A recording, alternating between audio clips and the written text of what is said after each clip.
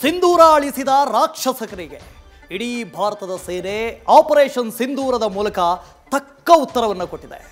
Operation ಸಿಂಧೂರಕ್ಕೆ ತೆಗೆದುಕೊಂಡಿದ್ದು just ಕೇವಲ 25 ನಿಮಿಷ ಮಾತ್ರ. ಕೇವಲ 25 ನಿಮಿಷಗಳಲ್ಲೇ ಉಗ್ರರ ನೆಲೆಗಳು ನಾಮಾವಶೇಷವಾಗಿತ್ತು.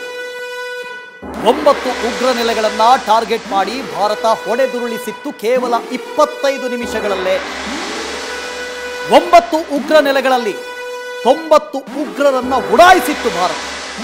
ಅದು ಕೇವಲ 25 ನಿಮಿಷಗಳಲ್ಲಿ ಮಾತ್ರ.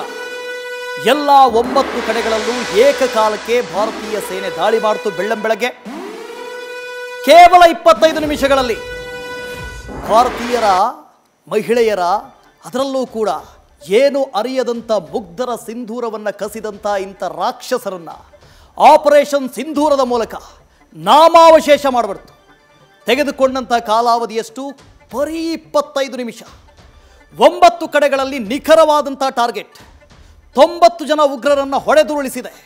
ಹಾಗಾದರೆ ನಿಮ್ಮ ದೇಶವನ್ನು ಹೊಡೆದುರುಳಿಸೋದಕ್ಕೆ ಎಷ್ಟು ನಿಮಿಷಗಳು ಸಾಕು ಅಂತ ಯೋಚನೆ ಮಾಡಿ. ಪಾಕಿಸ್ತಾನ ಇದನ್ನು ಯೋಚನೆ ಮಾಡಬೇಕು, ಎಷ್ಟು ನಿಮಿಷ ಬೇಕು ಅಂತ. ಭಾರತ ಕೇವಲ 25 ನಿಮಿಷಗಳಲ್ಲಿ 9 ಉಗ್ರ ನೆಲೆಗಳನ್ನು ಟಾರ್ಗೆಟ್ ಮಾಡಿತ್ತು. ಈ ಹಿಂದೆ ಯಾವತ್ತೂ ಇಂಥ ಕೆಲಸವನ್ನು ಮಾಡಿರಲಿಲ್ಲ. ಹಿಂದೆ ಸರ್ಜಿಕಲ್ ಸ್ಟ್ರೈಕ್ ಮಾಡಿತ್ತು, ಕೇವಲ 2-3 ಕಿಲೋಮೀಟರ್. ಅದು LOCಯ ಆಸುಪಾಸ್ನಲ್ಲಿ, ಲೈನ್ ಆಫ್ ಕಂಟ್ರೋಲ್ನ ಆಸುಪಾಸ್ನಲ್ಲಿ ಮಾತ್ರ ಸರ್ಜಿಕಲ್ ಸ್ಟ್ರೈಕ್ ಮಾಡಿತ್ತು. ಹಿಂದೆ ಬಾಲಾಕೋಟ್ ಏರ್ ಸ್ಟ್ರೈಕ್ ಮಾಡಿದಾಗ ಮಾತ್ರ LOCಯ ಸ್ವಲ್ಪ ಮುಂದಕ್ಕೆ ಹೋಗಿ ಸ್ಟ್ರೈಕನ್ನು ಮಾಡಿತ್ತು. ಆದರೆ ಈ ಬಾರಿ LOC, LAC ಅದನ್ನು ದಾಟಿ, ಇಂಟರ್ನ್ಯಾಷನಲ್ ಬಾರ್ಡರನ್ನು ದಾಟಿ ಪಾಕಿಸ್ತಾನದ ಒಳಗಡೆ ನುಗ್ಗಿ ಹೊಡೆದಿದೆ ಭಾರತ. ತೆಗೆದುಕೊಂಡಂಥ ಕಾಲಾವಧಿ ಕೇವಲ 25 ನಿಮಿಷ. ಆ 25 ನಿಮಿಷಗಳಲ್ಲಿ 9 ಉಗ್ರ ನೆಲೆಗಳನ್ನು ಸಂಪೂರ್ಣವಾಗಿ ಧ್ವಂಸ ಮಾಡಿಬಿಡ್ತು ಭಾರತ. ಅದರಲ್ಲಿ 4 ಉಗ್ರ ನೆಲೆಗಳು ಪಾಕಿಸ್ತಾನದ ಒಳಗೆ ಇತ್ತು.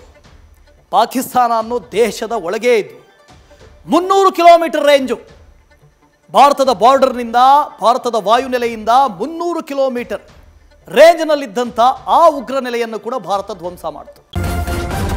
ನ್ಯೂಸ್ ಫಸ್ಟ್, ನಿರ್ಭೀತಿಯಿಂದ ನಿಮ್ಮ ಪರವಾಗಿ.